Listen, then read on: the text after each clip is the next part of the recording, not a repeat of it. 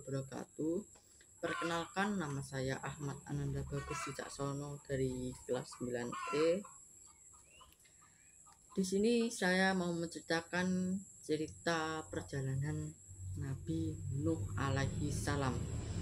Nabi Nuh alaihi salam merupakan salah satu dari 25 nabi dan rasul yang wajib kita imani oleh umat Islam. Kisah Nabi Nuh alaihi salam yang paling terkenal adalah peristiwa banjir bandang yang besar menimpa kaumnya yang tidak mau taat dan menyampaikan kepada Allah. Nabi Nuh alaihissalam merupakan nabi yang dakwah selama 500 tahun lamanya, dan Nabi Nuh lahir sekitar 1000 tahun setelah wafatnya Nabi Adam, dan Nabi Nuh alaihissalam meninggal di usia 950 tahun. Nabi Nuh alaihissalam diutus oleh Allah Subhanahu wa Ta'ala di antara kaum penyembah berhala. Mereka yakin bahwa menyembah berhala bisa membawa kebaikan dan menolak bala. Nabi Nuh alaihissalam berdakwah dengan kekuatan tenaga kepada kaumnya yang keras kepala. Namun demikian, selama ia berdakwah cuma mendapatkan 70 sampai 80 pengikut saja. Suatu ketika Nabi Nuh alaihissalam berdoa kepada Allah Subhanahu wa Ta'ala. Nabi Nuh alaihissalam berdoa agar kaumnya diberi hidayah oleh Allah Subhanahu wa Ta'ala. Allah Subhanahu wa Ta'ala pun mengabulkan doanya tersebut dan memerintahkan Nabi Nuh alaihissalam dan pengikutnya untuk membuat sebuah perahu yang sangat besar. Nabi Nuh alaihissalam dan para pengikutnya yang setia akhirnya membuat sebuah perahu di atas bukit. Mereka menebang pohon dan menggunakan kayu-kayu tersebut untuk membuat perahu.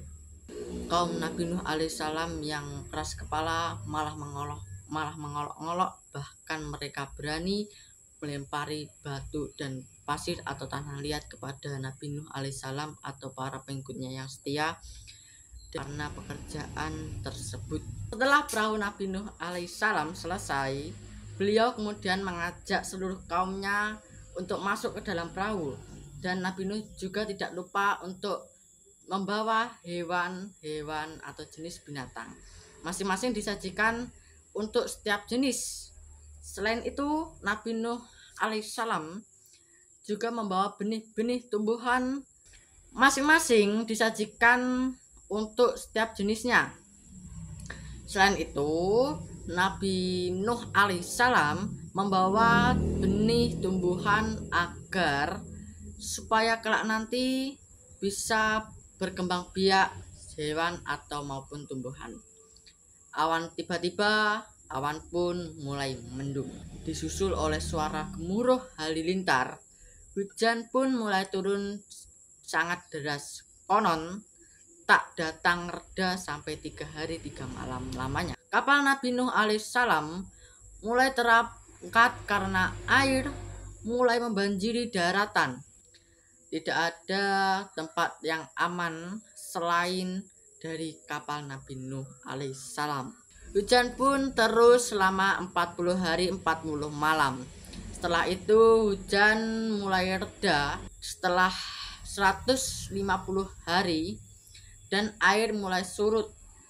Setelah 150 hari kemudian, Nabi Nuh alaihi salam dan para pengikutnya yang setia mulai turun. Mereka hidup dalam nuansa ketaatan dan kesejahteraan dalam naungan Allah Subhanahu wa Ta'ala. Saya mencari-cari di artikel TikTok maupun YouTube maupun Google. Saya mendapatkan dari sebuah akun yang bernama apa gitu. Pokoknya ini adalah penemu bangkai dari kapal Nabi Nuh. Bangkai kapal Nabi Nuh alaihissalam ditemukan di Gunung Ararat, Turki. Setelah gempa hebat di daerah pegunungan salju tersebut. Gempa itu terjadi pada tanggal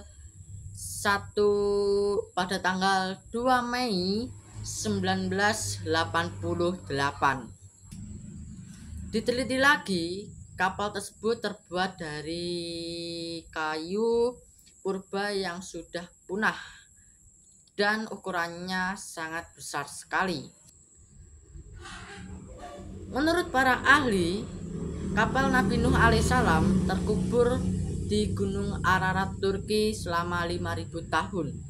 Kayu tersebut mempunyai luas keseluruhan sekitar 7.546 kaki, panjang 500 kaki, lebar 83 kaki, tingginya 50 kaki.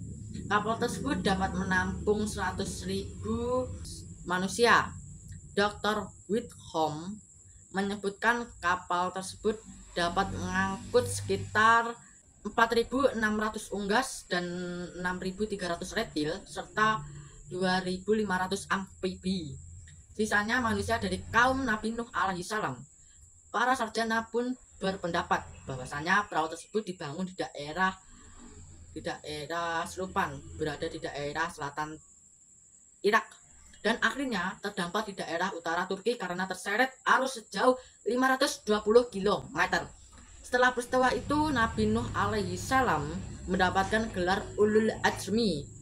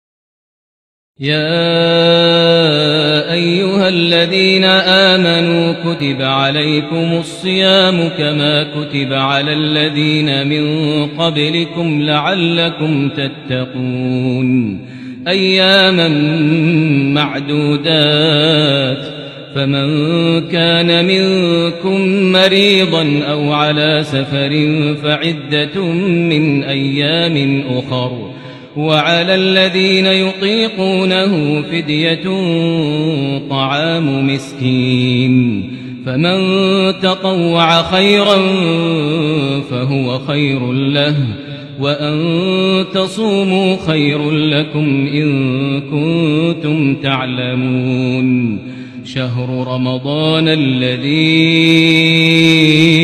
أنزل فيه القرآن هدى للناس وبينات من الهدى والفرقان فمن شهد منكم الشهر فليصمه ومن كان مريضا أو على سفر فعدة من أيام أخر يريد الله بكم اليسر ولا يريد بكم العسر ولتكملوا العدة ولتكبروا الله على ما هداكم ولعلكم تشكرون